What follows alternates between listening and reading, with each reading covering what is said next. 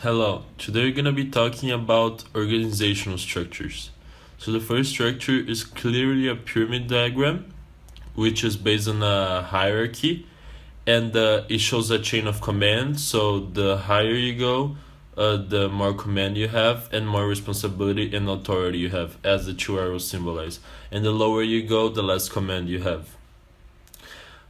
Moving to the next organizational chart, we can see it's a very vertical organization that depends on a bureaucracy, and it shows a hierarchy going from managing director down to directors, marketing, finance, and it's very delegated what everyone's gonna do, and you can also see the responsibility span of everyone and how many people work under them.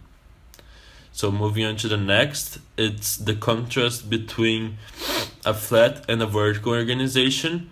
So both are clear hierarchies because both of them have a CEO or a president that's on top, and then it goes to like vice presidents.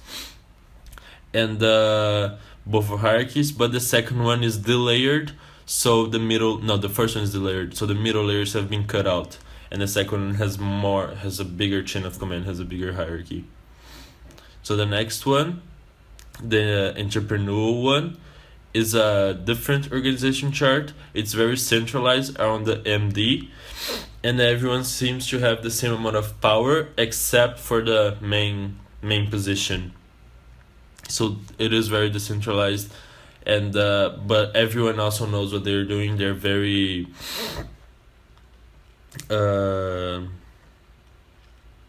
they are delegated what they're going to do.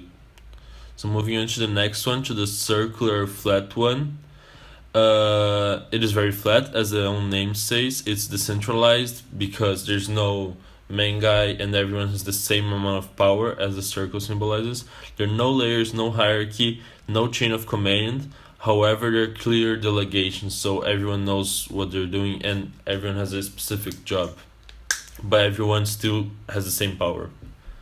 So to the next one, to the collaborative, it is a very similar to the circle one, but on this one, not everyone has they have clear delegations, but they can collaborate between themselves.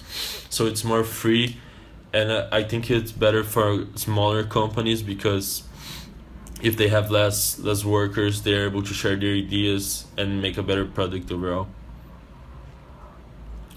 So moving on to the next one, it's I think it's midway flat organization. It's not totally flat because there are three layers, as we can see. There's a clear span of control and delegations. As you can see, like the vice president has control over the accounting, marketing, operations, and human resources. The president has control over everyone, and delegations because every little position is named. And it's also a clear hierarchy with the president being the top position and then moving down to the third layer of accounting, marketing, operations, and human resources. So the eighth one, it's a very vertical organization with many levels of hierarchy, and there's a clear delegation and span of control.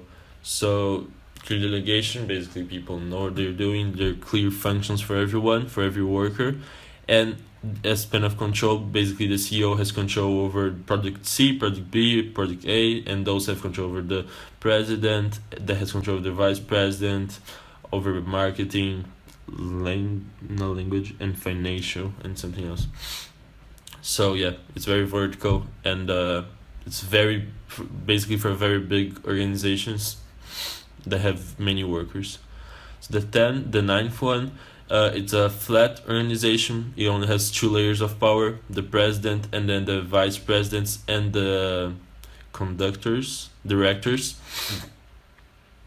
Clear delegations is there's vice president for design, vice president for other things, and it's very decentralized, as everyone has the same amount of power, but the president. Moving on to the next one is a very flat one. It's very decentralized as well. There's no hierarchy, no chain of command, but there's a lot of collaboration. It shows how everyone puts their input towards the product, but yeah, there's no chain of command. No one's more powerful than the other ones here.